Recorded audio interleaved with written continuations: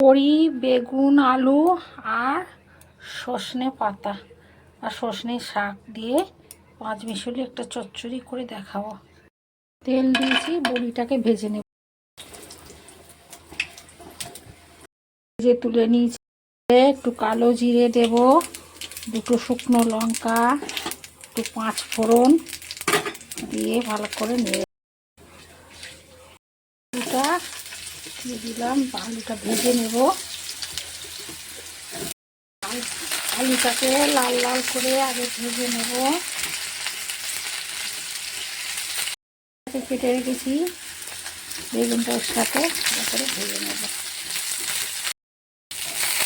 আলুর সঙ্গে বেগুনটা ভালো করে ভেজে নিতে হবে।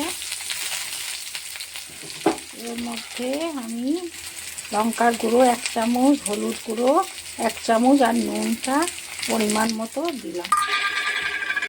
সজনার শাকটা দিয়ে ভালো করে নেড়ে নেব।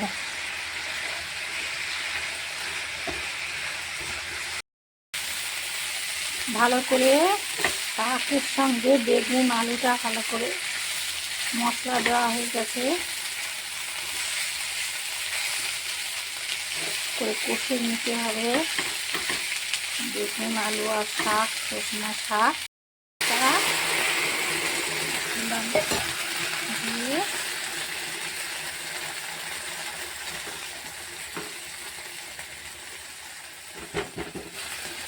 ঢাকাটা দিয়ে দিলাম।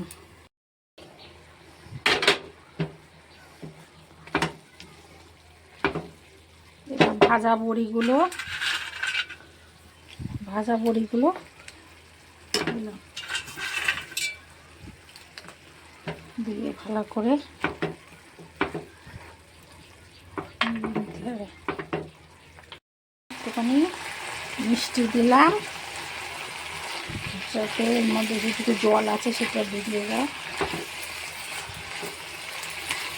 এত সুন্দর একটা সজনার সাথে গন্ধ বেরোচ্ছে, খুব সুন্দর গন্ধটা। বন্ধুরা এইরকমভাবে বানাও, ভিটামিনে ভরপুর এই সজনে শাক। তোমরা এই গরমের দিনে বানাও।